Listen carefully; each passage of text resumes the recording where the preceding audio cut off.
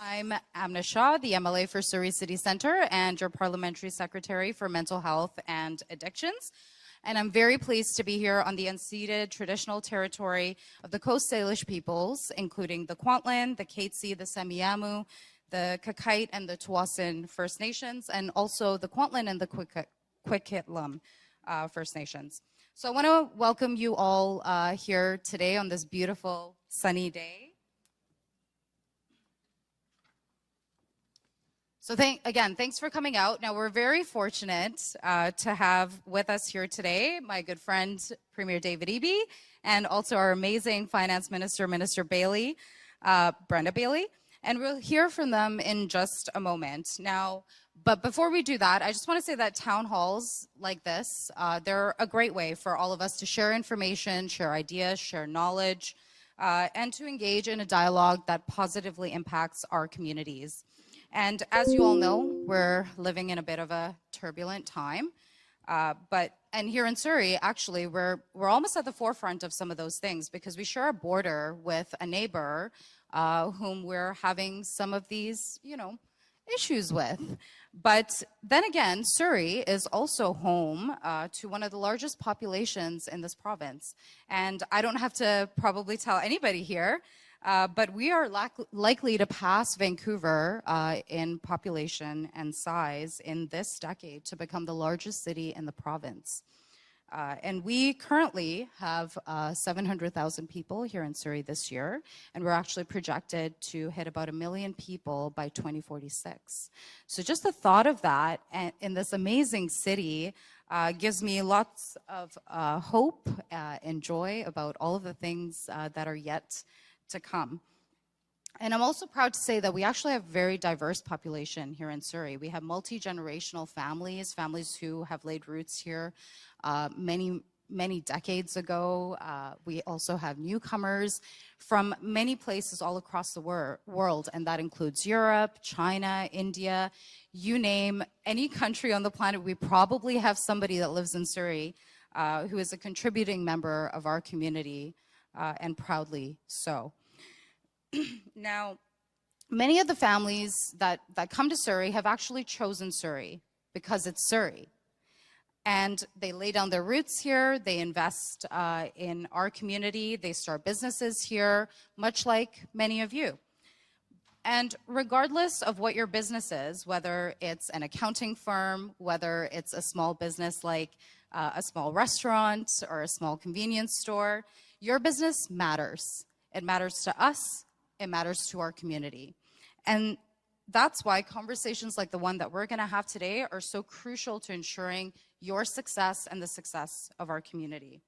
And so with that, I'd like to now welcome Premier David Eby to share some thoughts about the discussion that we're going to have today.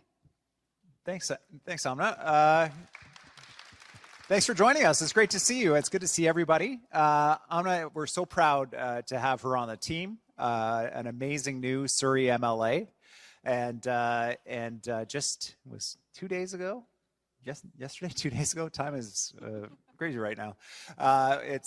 We had the Muslim community in Victoria come together to celebrate Ramadan iftar in the legislature building, and Amna was key to organizing that. Just a really wonderful example of how she's bringing together community members.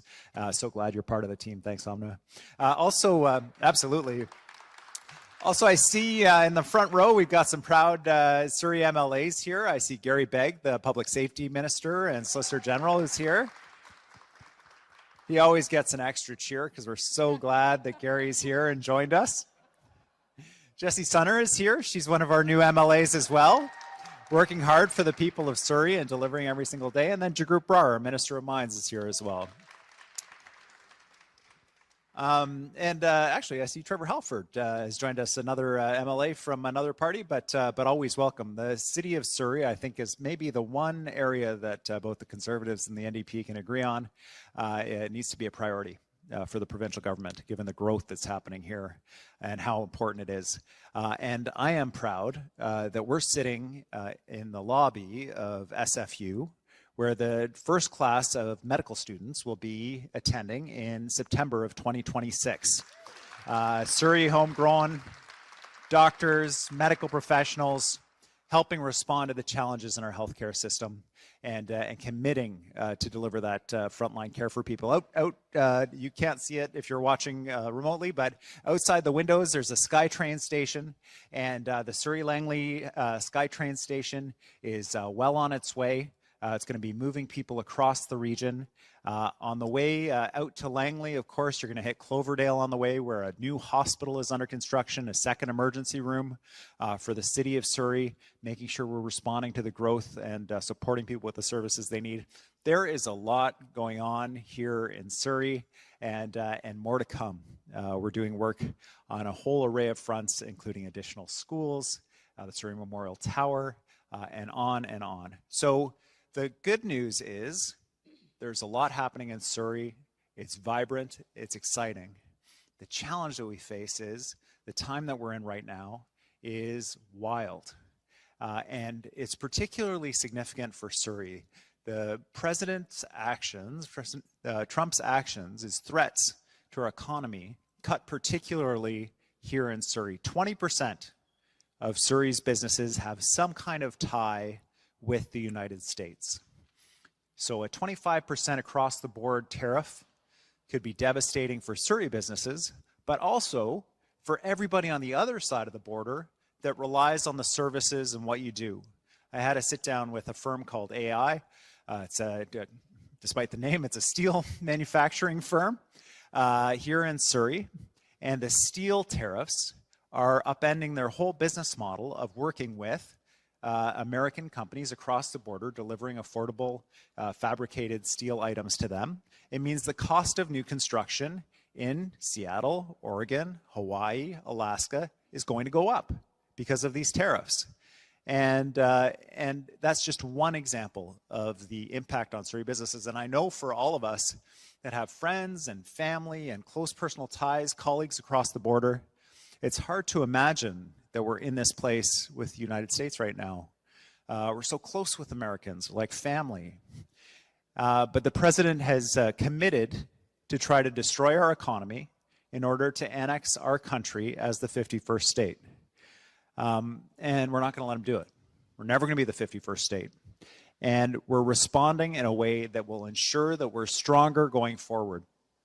Just a few examples of how we're doing that. First of all, we're putting in place the tools we need to retaliate. If the president is committed to hurt British Columbians, we're going to make sure that Americans feel it too. Now, the Americans are much bigger than us. They're a much larger economy than us. But there are still things we can do to get their attention. We took all the American alcohol off the shelf. And the head of Jack Daniels, absolutely. The head of Jack Daniels said this is way worse than a tariff for us because we can't even sell our products right now in Canada. The Bourbon Marketing Board out of Kentucky issued a statement about how concerned they were about their products being targeted as a result of the trade war. Now, in addition to that, just yesterday, we announced that BC Hydro is no longer partnering with Tesla to support the people using Tesla chargers or power walls through our Clean BC program. And it might seem like, absolutely. You know, in terms of Tesla's worldwide revenues, like this might not seem like, oh, well, what's that going to matter to them? But it's not just us. These actions are taking place all over right now, and Tesla's share price is down 44%. And that is something that gets people's attention. And so we have to be smart about this, but we're gathering together the tools that we need to push back hard in a way that gets attention of the president and the billionaires that surround him, and send the message. We do better together. We do better when we work together. Why are we fighting? If your target is China, why are you attacking Canada? And so the message that we're trying to drive home is continuous, and we're going to keep doing it. We're also growing our economy. We've identified 18 major projects across the province that we're speeding up to get across the line, representing 8,000 jobs, representing $20 billion in investment. These are big projects, mines, clean energy projects, and because we have to ensure that especially in rural communities where we're going to see big impacts from the tariffs, that there's employment options for people, that we're growing our economy despite all of these challenges. There is nowhere else that I would rather be than British Columbia to face down these challenges. And the whole world is facing these threats. Just this week, it was Ireland. Before that, it was the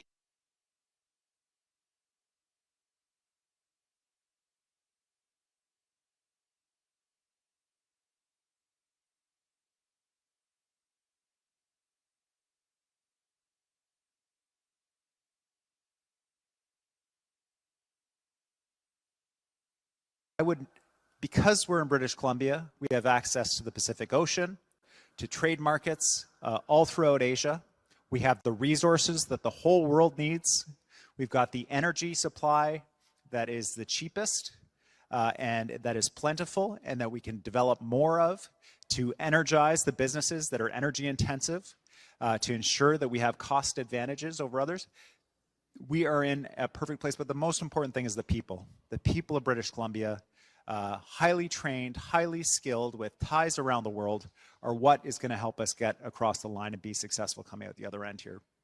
The last piece is diversification. We introduced a law yesterday that will allow us to recognize something produced anywhere else in Canada.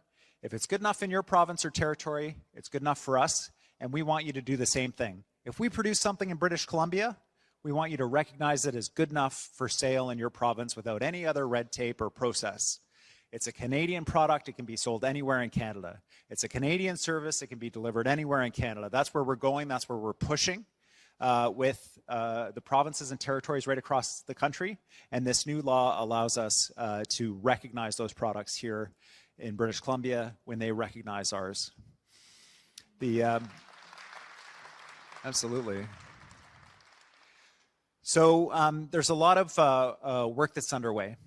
But there are also other challenges and other costs that are impacting business, impacting families. One of the impacts of the tariffs, a lower Canadian dollar, means that food prices that are already challenging for people are higher.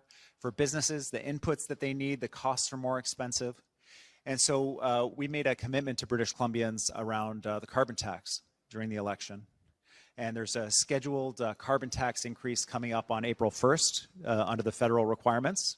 So I just want to share with you, and this is the first time we've shared this, is that British Columbia will be introducing a law before April 1st that ensures that British Columbians don't have to pay that increase on April 1st.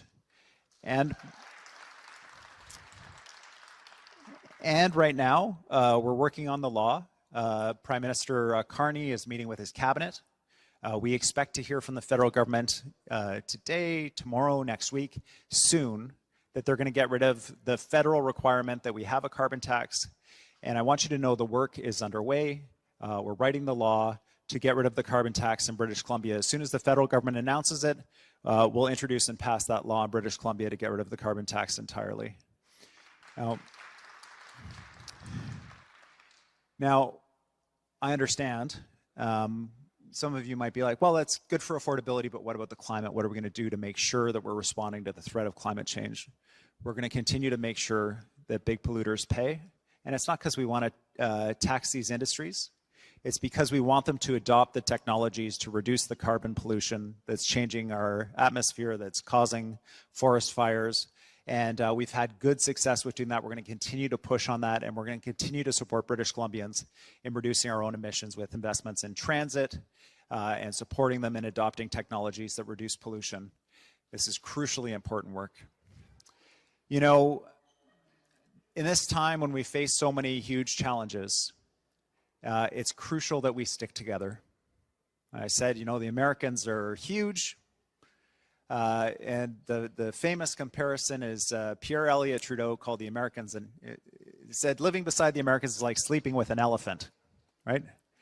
Even the slightest twitch, you know, it's a danger to you. And so we have to be smart, we have to be strategic, and we have to stick together. And that's what's happening in the province. I don't know if you've seen the Canadian flags everywhere, the sense of patriotism that's going on right now, the Buy Canadian efforts that everybody's making, checking all the labels on the products at the grocery store. It's so inspiring to talk to people who make food products in British Columbia right now because they're saying we're having to add extra shifts. We're seeing our products can't stay on the shelves. The grocery stores are reaching out to suppliers saying, we want to have your products on the shelf. I was at Save On Foods. There's a company called Winset Farms that produces the giant greenhouses that produce produce. They signed an exclusive deal with Save On to ensure that products that used to be imported from the States are going to come from BC greenhouses year round now. This is the kind of thing that's happening right now. It's really exciting. And I'm so proud and excited to be here with you in this moment where we're going to stand together, where we're going to make sure not only that we survive these tariffs, not only that we support businesses and people who are affected by these tariffs, but that we come out the other side even stronger than we went into it, with more trading partners, with better growth, with a stronger foundation for our economy. And we can only do it in partnership with you. So that's why I'm so glad we're doing this town hall, and why I'm so glad you're here, and why I'm so proud of all British Columbians and Canadians for standing together in this moment. Thank you for joining us. I'm going to pass it over to Minister Brenda Bailey, the Minister of Finance, and then we'll open it up for questions. Thanks.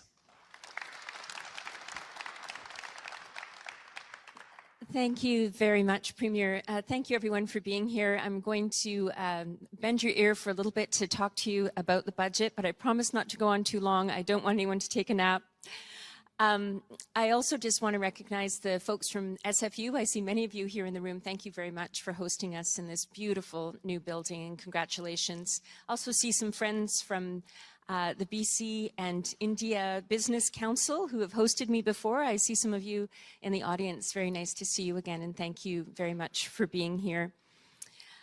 So Budget 2025. Budget 2025. What a time to write a budget. What a time to write a budget. You can't make this stuff up. We delivered our budget on the very same day that tariffs were coming down. It was quite an extraordinary time in which to try and predict the behavior of our economy. This is a very measured budget. You don't see large movement in this budget, either towards cuts for services that people so deeply rely on, or towards large spending envelopes. This is a budget that keeps going on the commitments that are so important to British Columbians. We keep going on our commitments in housing, for example. It's such an important aspect of making things more affordable for people. We keep going on our commitments for healthcare, more than $4.2 billion over the 3-year fiscal plan, to make sure the healthcare investments that we all rely on continue. We keep going on our investments into safety to make sure our streets are safe and people are taken care of. We keep going. And we keep going with the investments that we're making that are so important to people who rely on social services from us. But this isn't a budget that adds a lot. No one is popping champagne bottles, because it's time that we're also very careful with spending during this time of great economic uncertainty. So you see us doing two things at once: protecting the services that matter so much to the people of British Columbia, to the people of Surrey, and also looking how can we be careful with spending and start to move towards a balanced budget again. And this is a very important directive for us. We're going to do it over time in successive budgets. There are many business people in the room. You understand how important this is. That's the work that we're doing. So despite the pressures you see, you also see us identifying $1.5 billion in savings coming back to us from us taking a very focused look at our spending and bringing in administrative costs. We're also doing program reviews to really make sure that any of the expenses that we have done in the last 7 years that we've been building out systems for people, to make sure they've all landed the way that they should. And if they haven't, or if there are things that are related, for example, to COVID spending, bringing them back into the public coffer to make sure that we can protect the core services as we're in these economic uncertain times. So that's the approach that we took. I do want to mention that there's some very good supports, in particular towards Surrey. All of us know that Surrey is the fastest growing community in the province. And you've heard Omna say that soon it will be the largest city in British Columbia. So we remain deeply committed to ensuring that infrastructure continues to be built for Surrey. So I won't go through everything, but I'll highlight a few things for you. For example, $79 million for an 800-seat addition to Fleetwood Park Secondary, expected to be completed in 2029. Minister Barr, I've heard you on that. 392 million for prefabricated school addition projects in 16 school districts. Now, these prefab solutions are fantastic. And if you're not familiar with them, let me just describe to you that they do something really important for us. This is unlocking new technology, new types of building that we can build twice as fast for half the cost. Isn't that something? We need more of that to find savings and still deliver very high quality rooms for students. Students and teachers love these because they have washrooms included in them. They feel just like a traditional school, but they're built much more quickly and inexpensively. We know that there's been a lot of pressure on Surrey in regards to schools, and I'll share with you that since we were elected in 2017, there have been 15,000 seats for students built in the Surrey School District. Extraordinary. And 34 new or expanded schools. You'll see funding in the budget specifically in regards to healthcare in Surrey, something that we know we need to continue the work that we're doing on. 2.8 billion for the Surrey Hospital and BC Cancer Centre, 97 million for cardiac and kidney care and interventional radiology suite at Surrey Memorial Hospital. 15.5 billion in capital funding for healthcare facilities across all of British Columbia. I'll mention also that we continue the work to support people who are struggling with homelessness, who are struggling with addictions, and this terrible curse that is the fentanyl crisis. $90 million for Heart and Hearth to get people out of encampments and safely into housing.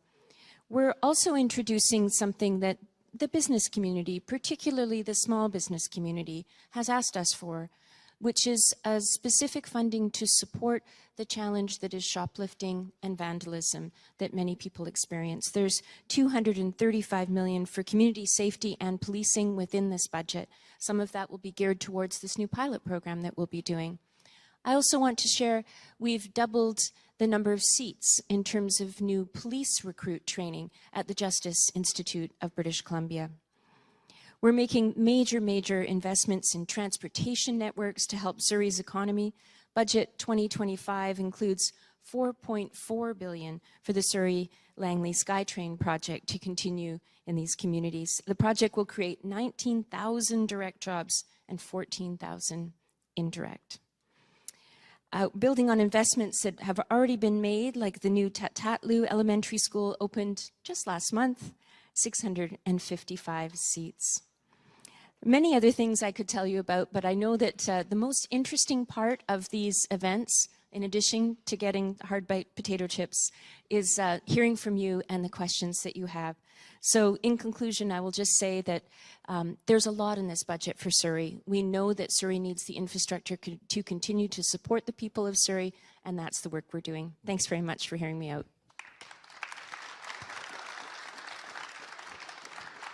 Great.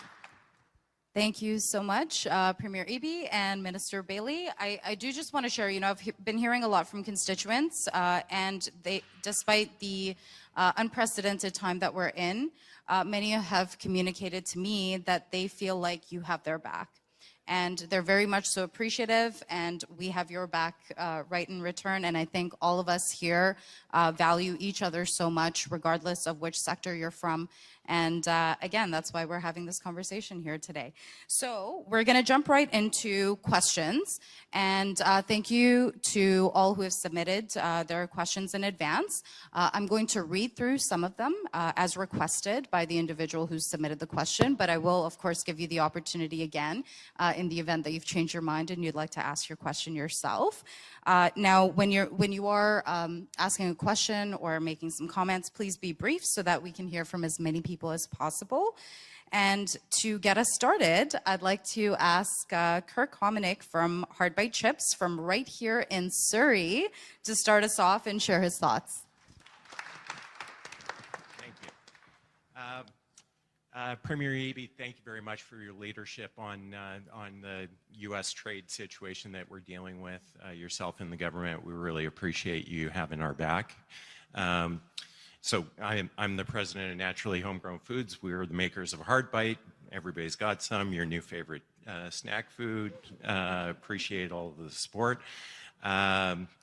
You know, I've got a couple of brand names too. You mentioned Jack Daniels. If you guys wanted to wipe off a couple of other brands off the shelf in grocery stores, it would be appreciated. I know you can't, but you know, for our company, I think it's a very interesting situation. We're a growth company based here in Surrey, very proudly, and we employ over 100 people here locally, and we've scaled reasonably well over the last number of years. This tariff is a real crossroads for us, and you know, there's two things I think, you know, I'd like to acknowledge and maybe turn it over to yourself for comments or suggestions back. One, I think you guys touched on it, it's food affordability and buying local. One of the things that concerns us within the food industry locally here in British Columbia as well too is the reciprocal tariffs that Canada has discussed may be punitive in a way to certain local companies in that some inputs that we can't source within Canada that have to come from the US will be tariffed. But meanwhile, some of our competitive products that are on shelf next to us will have freedom to operate. You know, so you know, finding a way to remain competitive as a local company is very important. I'm aware of Buy BC as another very important vehicle here with our food ecosystem, so that's great. And then the other thing I'd like to acknowledge and get your feedback on is some of our companies are making significant investments in expanding and trying to contribute to the economy further. Some of the reciprocal tariffs will actually be punitive to us, adding, in our case, production infrastructure. We have a plan to add about $1.5 million in the next 6 to 8 months on production equipment. And we're obviously looking for ways to ensure that we can competitively do so and add to the local economy. So with that, thank you. Yeah, thanks very much, Kurt. Please, hard bite chips. Thanks for the chips, man. That's fantastic. Those chips are great, by the way. I don't know if many of you have discreetly not opened your bags because you don't want to be that guy crunching away in the middle of the questions, but they are wonderful. And in fact, this company has done an amazing job. You and your team have done an amazing job reaching internationally with this product. So they are internationally popular. So fortunate that you're located here in Surrey. Your question is so important because it really goes to the heart of this trade fight.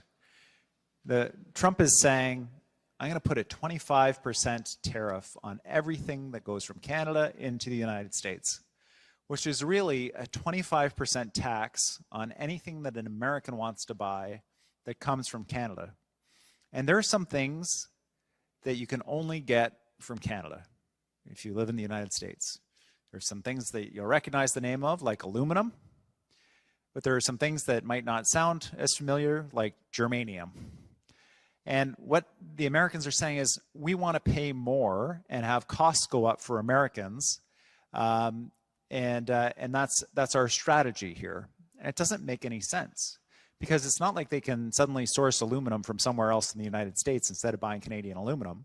They got to buy it from us. And so all of those companies that use aluminum inputs, they're seeing their costs go up. They're not expanding. They're putting things on hold.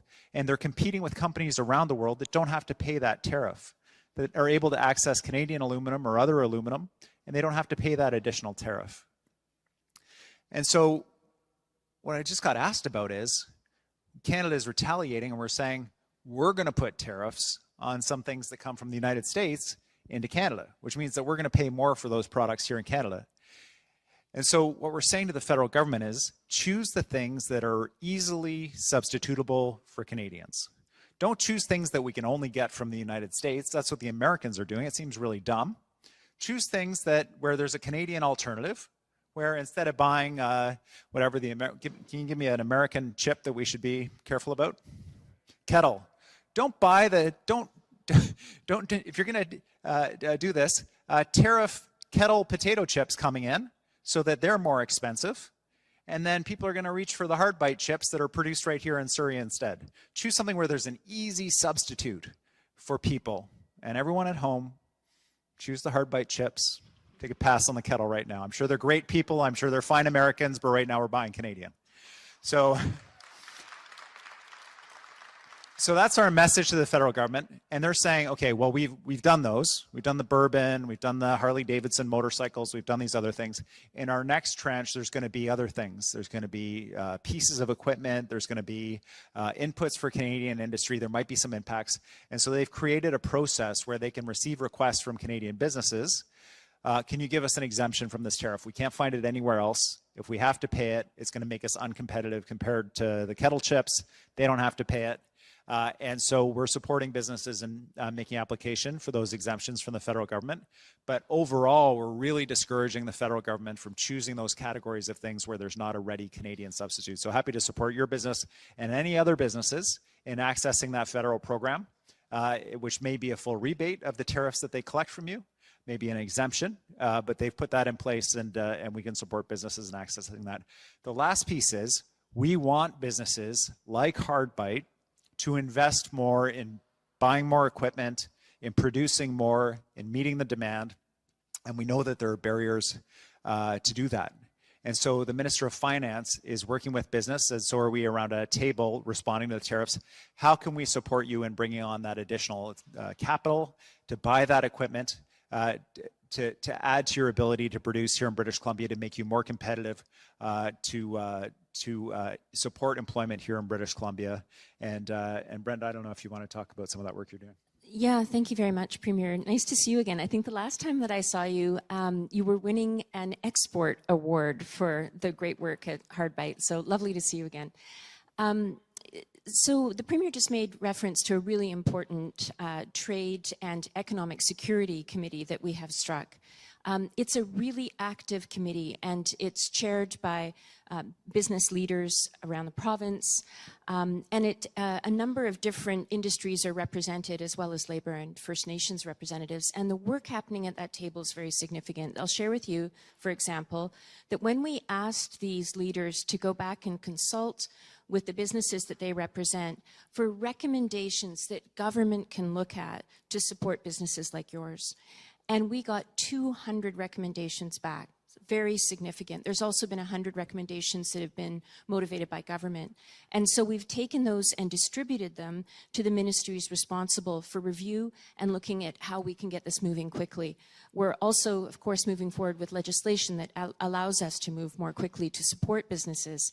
So this is work that's ongoing. It's deeply important, and we'll make sure we exchange communication afterwards, Kirk, so that we can get your voice included. Thank you. Great, thank you, Kirk. And your tikka masala chips are actually a staple in my house, so I appreciate that recipe. All right, so we'll get started with our first question, and that is from Jashandeep and Arsha from Solid State. I think we have a mic that's going to come around to you, just right there in the front. Yeah, there you go.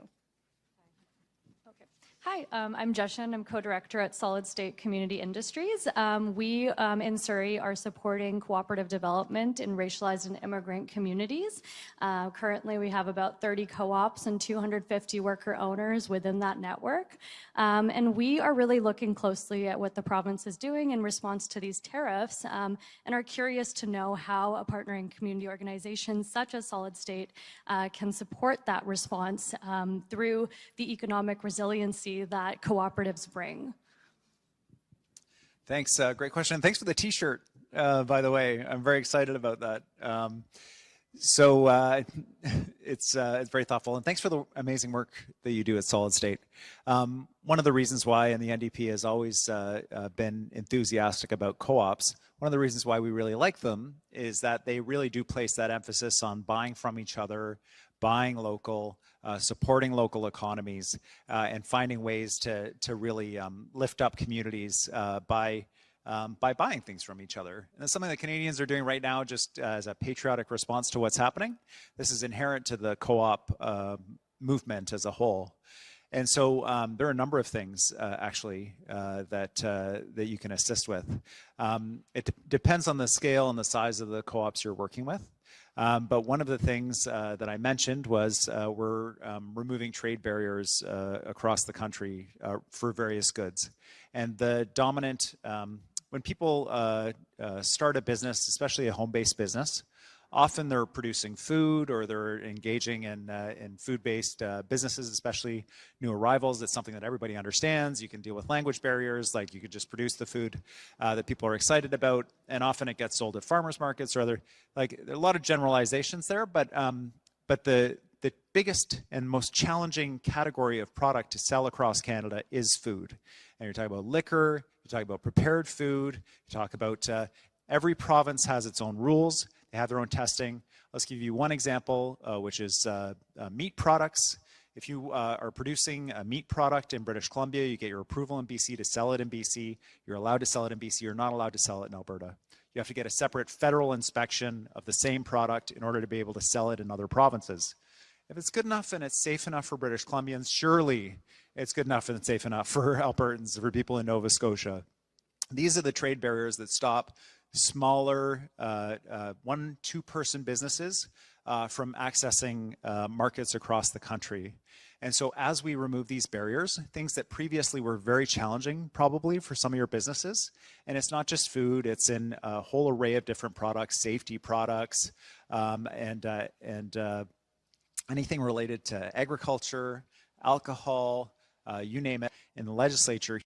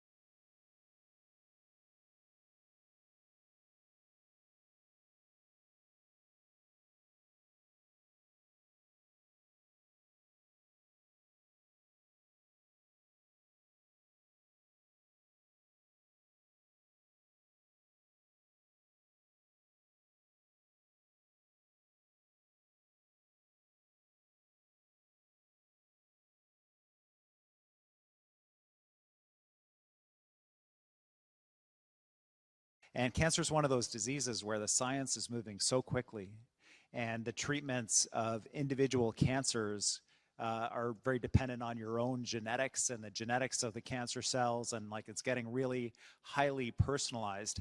And as it does so, it gets, especially the brand new and very innovative treatments, they get more and more expensive, but they also get more and more effective. And this is the big challenge in our healthcare system as a whole. These innovative and amazing new treatments are very expensive in an aging population, so there's more and more people who need them. The treatments themselves are more expensive. And all of a sudden the Minister of Finance is going, wow, we got to pay for all this stuff somehow. And so the crucial piece that the BC Cancer can help us with, and where we're going as a government on this, is we are really pushing hard to make sure we've got an amazing life sciences sector in the province. There are a number of companies, AbCellera, Stem Cell, are two of the big ones that people might recognize their names. But it started way back with a company called Angiotech that did a stent in the hearts to keep heart arteries open. And so that kind of created a bit of a cluster of life sciences in British Columbia, and it's just grown and grown and grown. And so what we want to do is two things. We want to help bring down the costs of healthcare. We want to improve the efficiency of the treatments and make them more effective for people. And we also want to grow our economy, because when more people are working in the province, especially in high-paid jobs in life sciences, then we have those tax revenues that help us pay for healthcare. So it's a virtuous circle that supports itself. So at the new St. Paul site, we have a research facility that's going in there that will assist in ensuring that the treatments and the developments that are coming from our life sciences sector here in British Columbia are available to British Columbia patients first, that they're available through clinical trials, that as the breakthrough treatments are developed here, Moderna's vaccine, for example, relied on a component that was developed here with life sciences firms right here in British Columbia, that we get access to those treatments right away, that it's part of growing that sector of our economy with more employment, and that it continues providing not just care, but also growing our economy. And so I think for the Cancer Foundation, the opportunity is to work with us on that cycle to help attract and retain those firms that are doing that kind of research, commercializing that research and turning it into effective cancer therapies, and supporting us in getting those frontline therapies through clinical testing into British Columbians, so that we're building that whole ecosystem of care as well. I'm very hesitant to provide suggestions to you, because you do such amazing work already. Just keep doing what you're doing.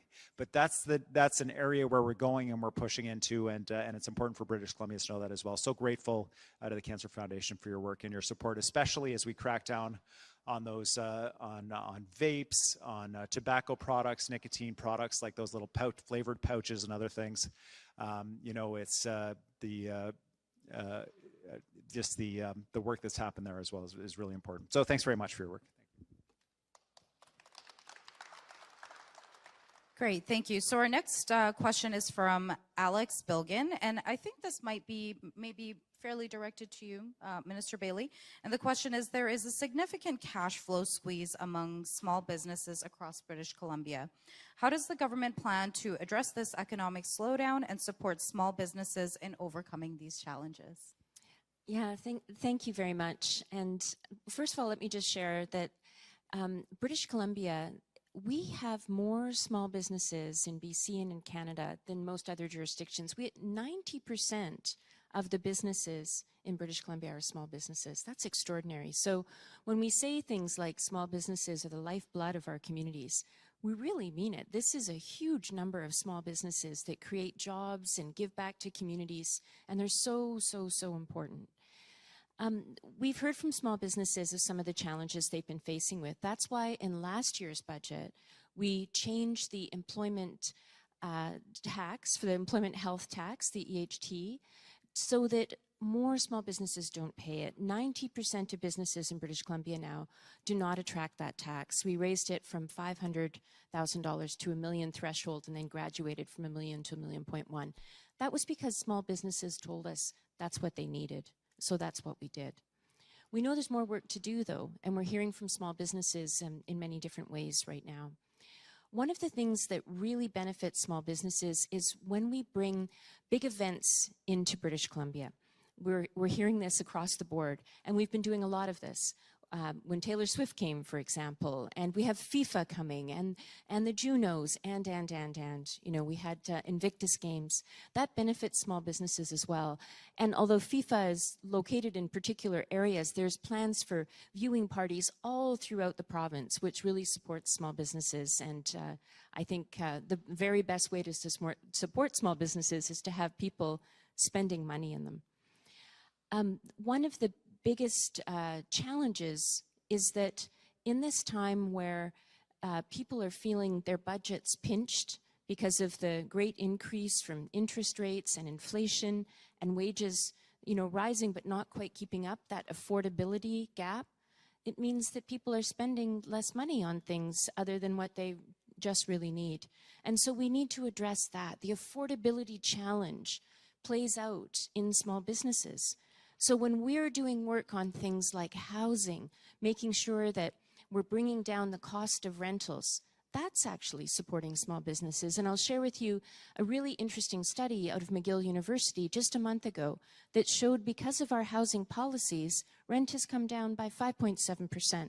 It's not enough, but it's going the right direction. The supports that we're putting in place to help with affordability will also help small businesses. We have more to do, but small businesses are so important to us. Great, thank you, Minister. Our next question is from Scott Wheatley from the Cloverdale Chamber of Commerce. Scott, if you could just put up your hand. Oh, there you are. Oh, yeah, thanks very much, Premier Eby and Minister Bailey. My question is, currently Whatcom County sells industrial land at a fraction of the cost of the industrial lands in British Columbia. With the tariffs, there could be motivation for a lot of businesses to relocate to the States. Does the province have any strategy to keep Canadian businesses in Canada? Thank you. Yeah, thanks, Scott. One of the, it won't surprise you to hear, one of the issues raised around our tariff roundtable is the availability of industrial land in British Columbia, particularly in the Lower Mainland area. You know, it's a reality of Canada that we're all crowded up against the U.S. border, and it's a reality of the United States that they tend to be a little further south, right? Understandably so. It's warmer. I get it. But we've got the mountains, we got the ocean, we got the agricultural land reserve, and then we have demand for housing that's significant. Our population has grown so quickly. I don't have to tell anyone in Surrey that. And so how do we make sure that there's dedicated land available for industrial uses here? There are businesses that want to operate here, they want to expand, but they can't find the land to be able to do it. Well, there's two parts to it. One is we're currently working right now to identify ways that we can allow more food processing to take place on the agricultural land reserve. It's Dave Barrett, who created the agricultural land reserve, famously said, you know, it's no good to have an agricultural land reserve if you can grow strawberries, but you can't make jam. And because his vision of the agricultural land reserve was one that ensured food security for British Columbians, that we were able to produce the food that we need. And this is significant for two reasons. One is we want to do our best to keep farmland available for farmers, so we're able to grow the food that we need. The ALR is crucially important for that. But the other is, if suddenly Trump takes some kind of action that drives up the cost of food at the border, or restricts the ability to get food across the border, or whatever it is, we need to be able to feed ourselves. We need to be able to look after ourselves. So this is a security. It's not just a food security. This is like a security issue for us as a province. And so by having food producers be able to produce more on the agricultural land reserve, we think we'll be taking pressure off of industrial land generally. Many of the major tenants in industrial land in the province are food producing companies because they want to be very close to where the market is. The second is we have a significant number of industrial parks that are proposed for British Columbia. When you have an industrial park, you need plumbing, you need electricity, you need all the things for the plant to operate. And that infrastructure has to be in place. You need to get all kinds of permits from the province and the city to be able to do those things. And what we've done is we've identified those industrial park developments in the province. We're expediting and speeding up the permits on our side so that they can get under construction and get building so that industrial tenants can move in. We're never going to be as cheap around industrial land as Whatcom County, but we will have significant advantages being here in terms of the technology available, the people available, the skills here and the resources and the cost of electricity and other advantages that we have here in British Columbia compared with Washington State, especially the northern part of Washington State. The whole intent of Trump's tariffs is to do exactly what you say, to try to get companies to relocate to the United States. The tragic part of what he's doing is he is destroying consumer confidence in the United States. He is driving the economy into recession. He's increasing costs for Americans, and it's having the exact opposite effect that even American companies right now are saying, we're not expanding, we're putting things on hold, or we're laying people off because we don't actually know what we're going to be paying for electricity or for all the inputs we need and that kind of thing. It's self-defeating, and if we work together, we can be more prosperous, and that's the message that we're delivering to the Americans. But in the meantime, our focus is on increasing the security of businesses as well as food producers here in BC so we can stand on our own 2 feet. So thanks, Scott. That was a great question. Great, thanks very much, Scott and Premier. Our next question comes from Ginny Hasselfield from the Surrey Urban Mission. SUMS has been feeding 200 people per day for the past 15 or more years. Their funding has now been cut. Is there any way funding can be renewed? These people are unhoused and dependent on this food security. We have looked everywhere to find alternative ways, alternative help, but they do not exist. Please help. Yeah, thanks for the question. I'm broadly familiar with the issue. I know ministry staff have been working with Surrey Urban Mission to try to address this. We ramped up funding quite dramatically during COVID to provide support, and that temporary funding did come to an end. We were trying to find a path with some additional funding with Surrey Urban Mission, and for one reason or another, it wasn't copacetic with where Surrey Urban Mission was going. We're continually, I'm encouraging ministers to work with Surrey Urban Mission to be able to address this, and I'm very grateful for the services that Surrey Urban Mission provides to the community. It's crucially important, and I'm sure we'll be able to find a path forward to be able to provide that support, albeit at a lower level than the COVID period, but to provide that crucial support to people in Surrey. Great, thank you. Our next question is from Ken Dillon. And Ken, if you'd like to ask the question yourself, you can raise your hand now. If not, I will ask. Great. So the question is, given the chaotic environment, there are opportunities for Canadians. Time for government to build affordable housing with private sector collaboration. Also, remove foreign buyers tax on neighborhoods with declining populations. Attract capital, including from the USA. So I don't see any question here, but if you'd like to make any remarks on it, please feel free to. I think it was more of a feedback. Yeah, I think the housing market has shifted quite dramatically. Interest rates went up quite quickly, and a lot of home buyers stepped back and said, well, I'm not going to buy right now, looking at what the mortgage rates are. Interest rates are coming back down now, but still the market feels very uneasy. The model of building condos, particularly in the Lower Mainland especially, and to some extent South Vancouver Island, has been through pre-sales. You sell your pre-sales to investors and use that financing to build the building, and then the investors flip the final condo to the ultimate owner. It's a model that worked to build a whole bunch of housing in British Columbia and in Ontario, and it's not working right now. People aren't buying pre-sales. And I know there's a lot of attribution of that to the flipping tax, but the same thing is happening in Ontario as well, where they don't have the flipping tax. And we did recognize that might be an issue, which is why we had the period of time for the flipping tax that could include the possibility of an investor buying at the beginning and then still selling to an ultimate user. But whatever, and we can agree or disagree about the reasons for pre-sales collapsing right now across Canada. But what it means is we need to find ways to still build housing. And the Minister of Housing is working closely with the major home builders in the province that build those significant multi-unit projects, to find ways to ensure that they're able to access the capital to actually be able to build. They're seeing the same challenges that other businesses are. Global inflation driving up the cost of things, uncertainty around costs as a result of tariffs, as well as challenges around accessing labor to be able to build. And so we've taken steps like putting off changes to the building code so that there's predictability around what needs to be delivered. We're examining ways that retail investors can support the construction of purpose-built housing.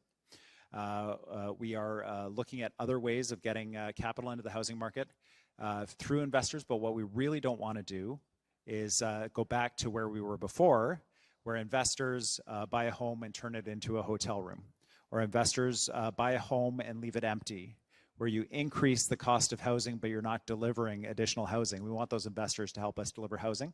We have a model that we're launching in Vancouver, where there's 2 mortgages on a property. One is held by the provincial government, and one is held by the homeowner. And as a result, we're able to deliver housing at 30% below market for, I think the target is 13,000 units of housing in Vancouver. Once we establish that model, we believe that there's significant interest among private investors in holding that second mortgage, participating in the upside in the property, and also helping drive down the cost for first-time home buyers. We're really excited about rolling that model out across the province. But those are the kinds of mechanisms we're looking at to get investment and private capital to help build housing, not going back to the old days of empty homes and converting long-time rental housing into Airbnbs. Great, thank you. And our last question comes from Amos Kambere from the Umoja Compassion Society. And Amos says, this question is personal for Umoja. We have for many years supported families using IRCC funding. And as of this month, that funding from the federal government is no more. Does the province have any plans to replace this funding so that organizations like Umoja can contribute or continue to serve and support immigrant families? The need is huge. Thank you. And I think if you could maybe even expand it a little bit more broader to the potential impacts that this tariff trade war could have on nonprofits in our communities, and maybe how we can help. So one of the frustrations, obviously, we've had with the federal government is how they've managed the immigration file. It's been a big challenge. First of all, the huge spike in temporary residents, international students, there's a massive increase. And then, with hardly any notice, dropping those numbers so dramatically. At the same time, we have our provincial nominee stream, which is where we can support people for Canadian citizenship. And we use this to target healthcare workers for Canadian citizenship, or childcare workers, or people with particular skilled trade ability. And those numbers were cut by about 60%. So now we're in a situation where we have temporary residents who are working in our healthcare system who don't have a path to citizenship and are going to have to leave. We have a significant increase in what the federal government calls asylum seekers. And they call them asylum seekers instead of refugees because they have to legally fund refugees, but they apparently don't have to fund asylum seekers. And so a group of people that the federal government has always funded, many of whom are using food banks and are staying at homeless shelters, are not being financially supported. It is a grievance that I have with the federal government, which they are well aware of, because other provinces are treated differently than British Columbia in terms of the funding and the support that they see. Now, the problem is different. In Ontario and Quebec, they've seen just massive numbers of people coming over the U.S. border that need urgent and emergency support. But that doesn't mean that the challenges aren't present in British Columbia, and the federal government doesn't need to be here in a different but similar way for British Columbia. So there's a new immigration minister that just got sworn in, had the first cabinet meeting of a new prime minister. And my hope is we can just get to some stability in immigration. These giant swings up and down, and it's caused chaos in the post-secondary sector. It's caused challenges in housing. It's caused challenges around poverty in our communities. We just need a consistent and stable immigration system that recognizes that we've benefited hugely from immigration in this province, and we will in the future, but only if it's well managed, and it can be well managed because it has been in the past. So I'm very hopeful that we've turned the page on that. Do you have anything on nonprofit sector tariff impacts? Very specific question. Yeah, I am hearing from a number of nonprofits that are very concerned about the tariff impacts, and the concern that they're raising is really one of, as business communities are feeling impact, is it likely that that segment of their donors will cut back on donations? And so that's something they've raised with us. We're keeping these dialogues going. We're making sure that we're listening closely to what's happening in the nonprofit world. A lot of the concern right now is only concern, so we're just going to track it very carefully. But I also, as I mentioned to the nonprofit folks that I speak to, there are many people in British Columbia who are doing very well. And I've been very heartened because I've heard some of the very successful people in British Columbia say, now is the time to step up. I heard just 2 days ago about a meeting with one of our leading philanthropists, a very successful gentleman in the development community, who called on other investors and said, look, I've just made 3 investments in British Columbia companies. One is a cybersecurity company, one is industrial, one is life sciences. I made a $10 million commitment. This is what I'm doing in terms of Buy BC, and we expect the same from other people in the investment community. One investor talking to others. So I think whatever walk of life we're in, it's time for us all to really turn our eyes to British Columbia and what we can do during this really uncertain time. And I just have so much hope that British Columbians are going to do that. Great. Thank you both so much. I want to thank everybody in this room for their insightful, their comments, their questions. And, you know, as the Premier said, we're going through some consequential times, but we're no strangers to unpredictability, whether it be in our economy or in our healthcare system. But what's important here is that support for community members, for businesses, small businesses in particular, in our community is paramount to what we do, and we're so looking forward for a Canada that is united, a British Columbia that is united, and the true north, strong and free. Thank you all so much. And for media who are on the phone, please stay on the line, and we will have our media avail in just a little bit. Thank you.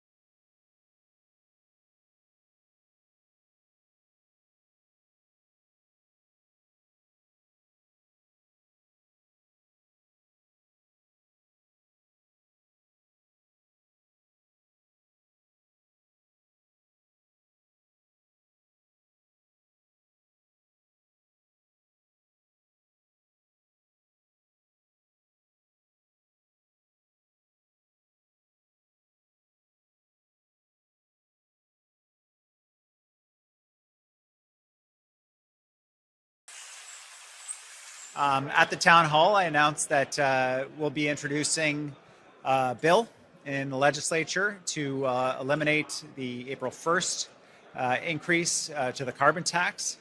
And that's a commitment that we made to British Columbians. And we're going to deliver on that. And I understand that the Prime Minister, now the actual Prime Minister, not the Prime Minister-elect, has held his first cabinet meeting and has announced his intention to scrap the carbon tax. I want to let British Columbians know we have been working on a law in our province to eliminate the carbon tax here in BC. Our commitment was once the federal government removed the backstop that required us to have it, we would get rid of it too. And that work is well underway, and we will be ending the carbon tax here in British Columbia. That is to ensure a couple of things. One is to make sure that we're supporting families. The tariff impacts are on top of the impacts of global inflation. With the low Canadian dollar, people have less money to go around. This will support them with that. But also I want to reassure people that we'll be making sure that the big polluters continue to pay, not because we want them to have to be taxed, but to instead encourage them to adopt the technologies that reduce emissions to ensure we're continuing to make progress on the fight against climate change. Happy to take any questions that people may have. Thank you. We're going to go first to media in the room and then to folks on the phone lines. Folks on the phone lines, please press *1 to be put into the queue. We're going to start with one question and one follow-up. Michelle from CBC. Hi, thank you. What is the mechanism to remove the carbon tax in BC? Why can't it be done by end of day? The carbon tax is in legislation, it's in laws in British Columbia, which means they have to be repealed with specific laws. So we have to introduce and pass those laws in the legislature. And there have been warnings that if BC starts tolling trucks going to Alaska, it could result in reciprocal tolls on trucks traveling through the U.S., bringing items to us from Mexico. And in Alaska, Senator Dan Sullivan has suggested he would lobby to have cruise ships bypass BC. Given those warnings, are you comfortable putting tolls on the table? And what are the specific circumstances under which you'd put them in place? Well, let's be honest with ourselves. The President of the United States, Donald Trump, is threatening to use economic force to annex our country as the 51st state. He's threatening to come after our water. He's threatening to redraw our borders. I understand that Alaskans might feel anxious about the idea of an additional charge on trucks going from Washington state to Alaska. But we need Alaskans to send the message to Donald Trump about how intertwined we are, about the connections between our economies, that we built the Alaska Highway together. And I hope very much that the elected Republicans in Alaska are sending that message to the president, because you can see very quickly how destructive a trade war is. It's not worth it for anybody. And we don't want to use this tool. We like Alaskans. We think they're great. We like Americans. We think they're great. They've just got a lousy president. And so we want them to step up and send the message to the president, look, you're tanking the U.S. economy. You're destroying consumer confidence. You've wiped out trillions of dollars of value in the stock market. Can you stop already and focus on the priorities that we all have of increasing prosperity and reducing costs? And Team Canada is there when the Americans are ready for that. All right. Next, we'll go to CJ from Sonja TV. Thank you. Hello, Premier. How are you? I'm good, thank you. Nice to see you. Welcome to Surrey. Good to see you as well. Good to see Santa TV here. Yeah, thank you. And a strong BC and strong Canada, the one voice with all the premiers. And my question is, good to know. We have to be together. We have to band together to fight this guy across the border. And having said that, you know, the pipeline issue, now the big voice here going from all the way from Alberta to all the way to Ontario and Quebec. Sometimes Premier Daniel Smith of Alberta sings different song than other premiers. What are your take on that? Well, we're working hard with Alberta to find areas where we can cooperate and support each other. We signed an agreement with them recently that we're going to cooperate on ensuring that we're minimizing friction for companies that work on both sides of the Alberta and BC border. We're going to work together on electricity so that we're able to redirect electricity from the United States to Alberta to support them in reducing their emissions and reducing costs for Albertans, and also, incidentally, reducing costs for British Columbians because they produce more wind and solar energy than they need at certain points, so they're willing to sell it back to us at reduced rates, so it's a win-win. These are the kinds of cooperative pieces we're looking at. We're also working together on hydrogen, being able to ship it by rail with the federal government, to make sure that we're able to access low carbon technology. So there's lots we have in common. There are points of difference. Premier Smith is a strong advocate for heavy oil pipelines. We're profoundly concerned about the impact of heavy oil pipelines on our pristine coast. But by not focusing on the differences, instead focusing on what we have in common, we think we can make huge progress. And in fact, we are with Alberta. Thank you, Premier. And it's a bit of different question, because when you say all the provincial boundaries will come down and inter-provincial business will be promoted, how about the professional designations like nurses, doctors, professionals like real estate? Is everything will come down, or the designation, or is just a goods and services? Yeah, so our goal is that if you produce something in British Columbia, you're able to sell it without friction anywhere in Canada. If it's good enough for BC, it's good enough for anywhere else in Canada. And the same for the rest of Canada. If you produce something in some other part of Canada, in Quebec, you're able to sell it in BC without any additional process. And our bill has two parts. It's those goods, but it's also the services. If you're a professional that's able to do a certain job in another province, we want you to be able to do that here. If you've got a skilled trade that is recognized with a designation in another province, we want you to be able to do that here in British Columbia. That's why our bill that's going to be in front of the House has two parts. It has recognizing goods and recognizing services. Now, there's some important work we have to do with the other provinces. So, for example, and it sounds a bit technical, but dental hygienists in Alberta can administer anesthesia when someone's undergoing a procedure. In British Columbia, they can't. So the Albertans are like, we'd love to have your dental hygienists work here, but they have to do that extra anesthesia training. And so we'll just deal with those exceptions, but the rule will be, if you've got a skill that's recognized in another province, you can use it here in British Columbia. Next, we'll go to Lauren Collins from Black Press. Hi, so my question is, why is BC getting rid of the tax entirely, and how can this be reconciled with the deficit? So the work is happening right now within the Ministry of Finance to ensure that we're able to accommodate this commitment within the budget. That work is underway. And the commitment that we made to British Columbians is that the tax that we collected would be remitted back to them. So there is a consequence of this decision, and it's a significant one for many families. If they would have received what was called the CATC, it was a carbon tax rebate check from the provincial government. They will not be receiving that check anymore, and the province won't be collecting the carbon tax that paid for those checks. And so this was something that we campaigned on during the election. If the federal government removed the carbon tax requirement, that we would remove the carbon tax here in BC, knowing that would also have that impact on carbon tax rebate checks that are sent out to British Columbians. Lauren with follow-up. And then what is the mechanism for additional taxes on big polluters? So we have something called output-based pricing, which means that, and it's industry-specific. So there's a concrete one, there's a mining one, there's an oil and gas one. And what it does is it recognizes that different industries have different capacity to reduce their emissions with the technologies we have. And it puts a price on carbon that encourages them to adopt those technologies without creating such a burden that all of a sudden people are importing concrete from Indonesia that's high carbon and that takes a huge amount of carbon to ship here because it's cheaper than producing the concrete here in British Columbia. So it's a bit of a balance. We engage in with industry. We went through a lengthy process with them. We are not removing the output-based pricing system. We want to continue to send that signal to industry that we want them to adopt these technologies to reduce pollution in our province. Next, we'll go to the phones. Just a reminder for media on the line, when you're called upon, to remember to unmute yourself. We're going to Aaron MacArthur from Global News.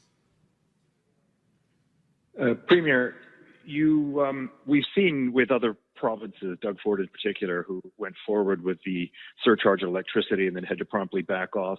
You've gone ahead with a plan to toll Alaska trucks, promptly met with pushback from Alaska. You say you have these levers to fight trade war. Do you really? Are we not in an incredibly weak position here? Just to correct you, the legislation doesn't impose the charge. It gives us the ability to do it. And one of the things that I encouraged Doug Ford in Ontario was don't go it alone. Let's work together as a unified front against Canada. We are not as strong if we don't stand together. And so if he puts a surcharge on electricity for Donald Trump to say, oh, I'm going to double the tariff on your steel firms, that's a big deal for Ontario. So it would be a big deal for us if the Alaskans retaliated and encouraged the president to have the cruise ships not stop and so on. So what we're doing is we're making sure that we have all of the tools in place as part of a coordinated effort in the event that Donald Trump takes the dramatic step of putting a 25% tariff on all Canadian goods across the border, or some other draconian and terrible and short-sighted and foolish thing to do, whatever he wakes up in the morning and issues some executive order about, that we have these tools in place. This is not something that we would do lightly. We know the consequences for Alaskans are a big deal. We would expect them to respond in kind. Trade wars only hurt people. They don't benefit anybody.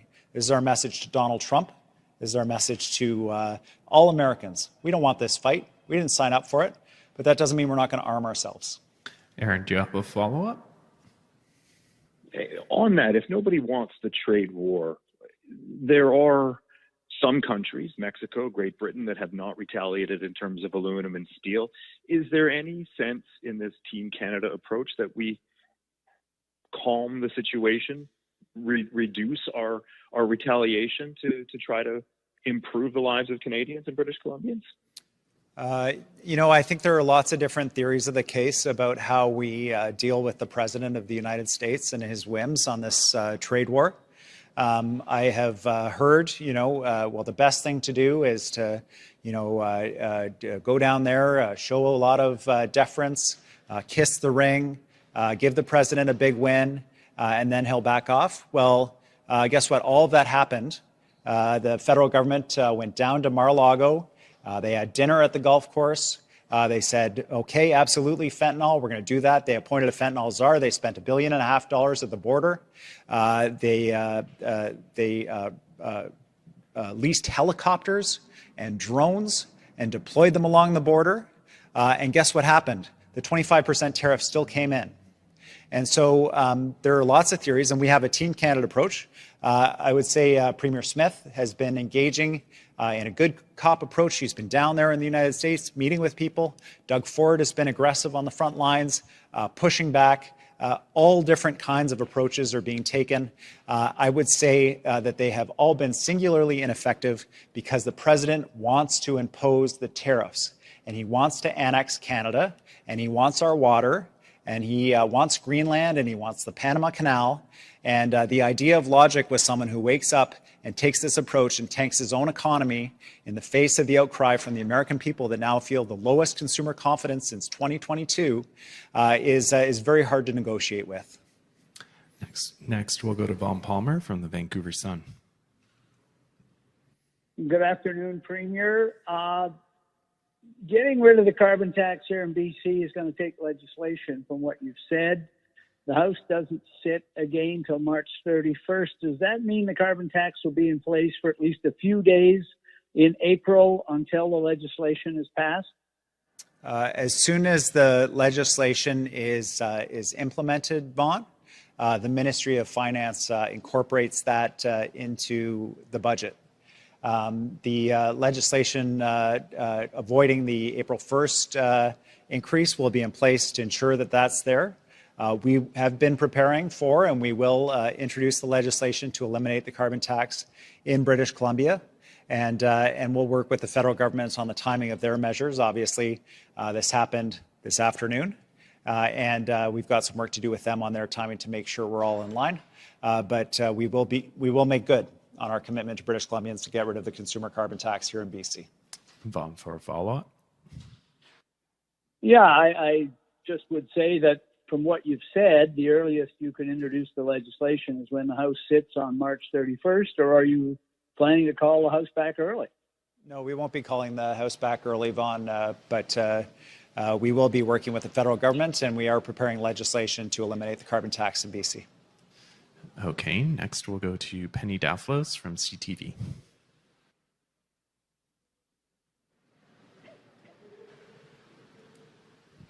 Penny?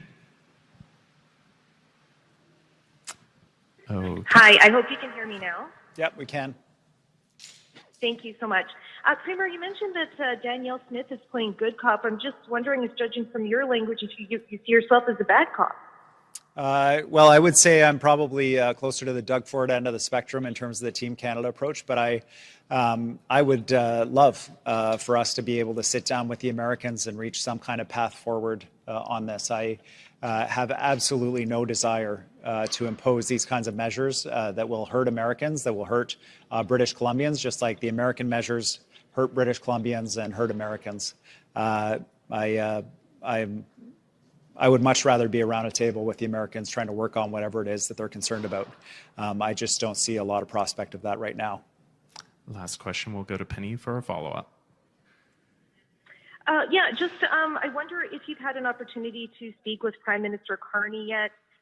If not, when you expect to do that, and then how big of a role you expect him to play in charting a path forward on these tariffs, considering we could be having a federal election called at any time. I mean, are the premiers really leaning on each other more at this point than looking towards the feds for maybe the next month or two? Yes, we've had great instability at the federal level. It's hurt us in terms of our ability to respond as an integrated whole as a country to the tariff threat from the United States. I think people like Dom LeBlanc and Melanie Joly, they've done the best they could in the circumstances. But what we need is the Prime Minister to be in place, the government to be in place, the Parliament to be sitting.